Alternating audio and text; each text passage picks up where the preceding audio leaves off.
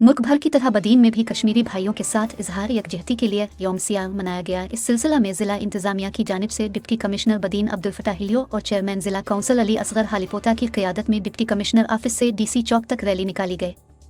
Rally को खिताब करते हुए deputy commissioner Badin Abdul Fattah helio और चेयरमैन ज़िला कौंसल अली असगर हालीपोता ने कहा कि 27 अक्टूबर 1947 मकबूजा जम्मू और कश्मीर की तारीख का सियाह तरीन दिन है, जब भारत ने गैर कानूनी तौर पर अपनी अफवाज मकबूजा कश्मीर में दाखिल करके रियासत जम्मू कश्मीर पर अपना तसल्लुत कायम कर लिया था। आज के दिन हर साल कश्मीरी और पाकिस्तानी भारत के इस गैर कानूनी